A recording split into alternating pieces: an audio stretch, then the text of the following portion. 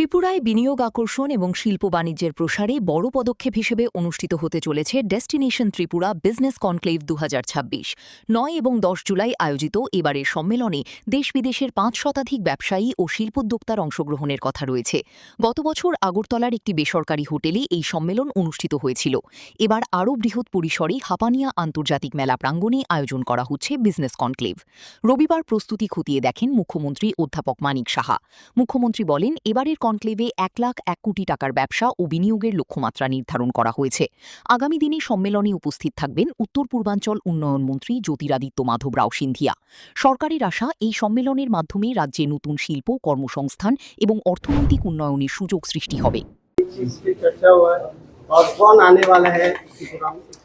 देखिए, business conclave हो रहा है त्रिपुरा में।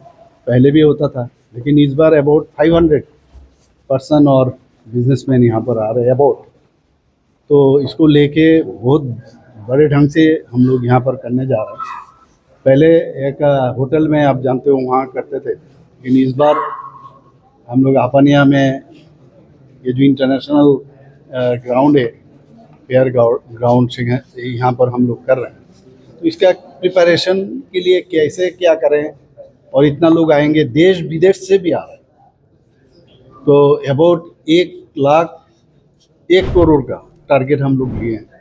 মুখ্যমন্ত্রী আরও বলেন, উত্তর পূর্বাঞ্চলের নিরাপদ রাজ্যগুলোর মধ্যে বর্তমানে ত্রিপুরা অন্যতম। উন্নত আইন শৃঙ্খলা পরিস্থিতির কারণেই দেশ বিদেশের বিনিয়োগকারীরা ত্রিপুরায় ব্যবসা করতে আগ্রহ দেখাচ্ছেন।